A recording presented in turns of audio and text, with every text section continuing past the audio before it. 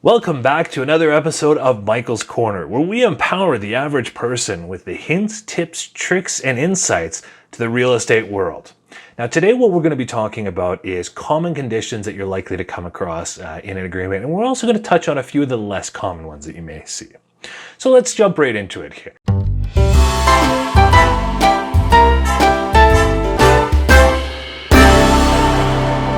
First and foremost, the most common one you're going to find is the financing condition. Now, this is not to be mistaken with getting pre-approved. A pre-approval will tell you roughly how much the bank is willing to lend to you. However, when it comes to that individual property, many banks have certain stipulations on the types of homes they will and will not fund.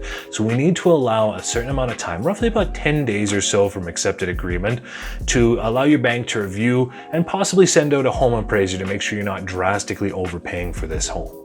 Now, the number two most common condition is a home inspection. And this should go without saying. The home inspection is there to protect you. So you want to hire a licensed professional, and they will bring out all the gizmos and gadgets that can look through the walls and give off heat signatures. It's really cool stuff what they will do. And they're there to protect you and make you aware of any potential problems that are coming up and if you're comfortable with them or not. Number three is if you're looking at a condo, there's a Condo Doc review question. And this is probably the most commonly glossed over one we see. Okay, now again, I recommend hiring a lawyer or a specialized condo document review service. It has saved my clients, in many cases, tens of thousands of dollars.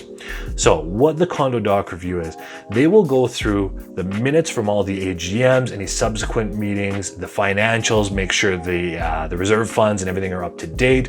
What's the expected income? Are there any special assessments coming? Nothing worse than moving into a property and finding out a week later that, hey, guess what? You're on the hook for $20,000. So absolutely spend a couple $100 it takes to get the lawyer or a specialist to review those documents, as they can alert you to any potential problems coming down the road with that regard. The fourth most common one you're going to come across is the subject to sale. Okay, now what that means is, let's say you found the home that you want to buy, but you need to pull the proceeds out of your current home, and a HELOC or a line of credit just isn't an option for you. You don't want to carry two mortgages. Not a problem. Most people fit into this category. So a safe way to proceed in the new purchase is to put a condition in there called the subject to the sale of your home. And what that means is this agreement is locked in with the condition date, usually 30 to 90 days most common, though that number is obviously negotiable in the agreement. So for 30 to 90 days, that's your window to sell your current property to move forward on the one you want to buy. Okay. Now, attached to that is the 48-hour clause, which is the most common, but it can be, I've seen as low as 24 hours. I've seen as high as 72 business hours. And the idea is, let's say the seller accepts your offer today, but tomorrow they get an offer that's just as good without that condition, that these people can move forward in 10 days and not 3 months. Well, obviously the seller is going to want to take that one. So they're going to trigger this, let's assume 48-hour clause, which means you now have 48 hours to either waive that condition, firm up the deal, and move forward even without selling your home, or you can step aside and they can take that backup offer. And obviously that's based on your situation, and everybody's a little different on that. Right?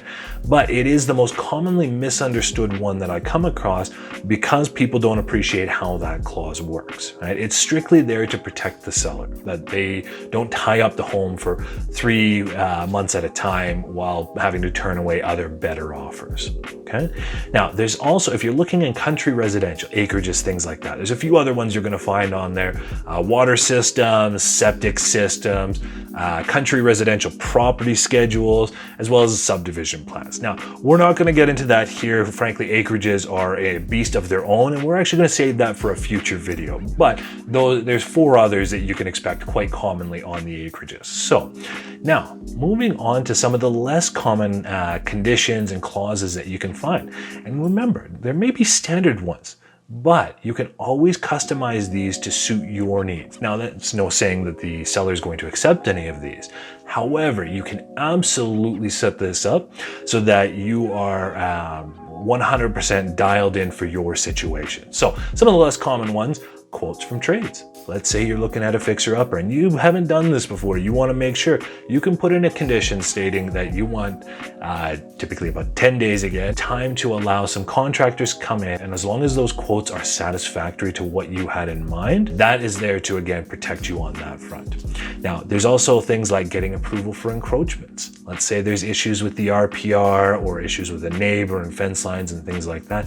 You can put a condition in there that those need to be satisfied before you move forward with the agreement, again, to try and protect yourself. There's also some scenarios where bylaws can come into play, so you want to check those out. Not very common, but they do exist out there, so it's nice to be able to give yourself the window to make sure everything is on the up and up and as you believe. You also, in some cases, you may ask for a confirmation that the property was not a former grow-up.